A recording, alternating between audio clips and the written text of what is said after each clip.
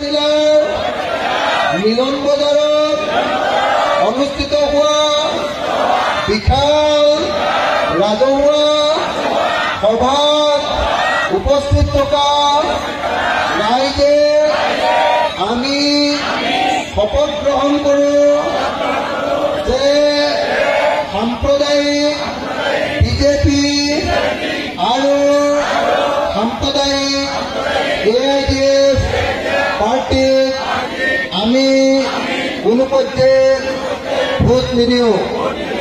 আমি এইবাৰ ধৰ্মনিৰপেক্ষ দল কংগ্ৰেছ দলক আকৰ্ষণত ভোট দিম।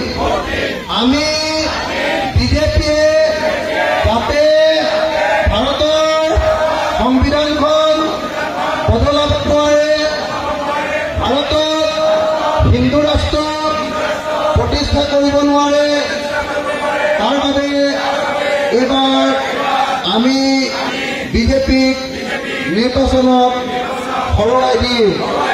বিজেপিৰ বন্ধু অসম গণ পৰিষদ আৰু বিজেপিৰ বন্ধু AIDF আমি এইবাৰ ভোট নিদিওঁ। আমি সকলোৱে মিলি গণতন্ত্ৰ প্ৰতিষ্ঠা কৰিম। আমি সকলোৱে মিলি ভাৰতৰ সংবিধান ৰক্ষা কৰিম। আমি সকলোৱে মিলি ভাৰতক ধৰ্মনিৰপেক্ষ ৰাষ্ট্ৰৰূপে জীয়াই ৰাখিম।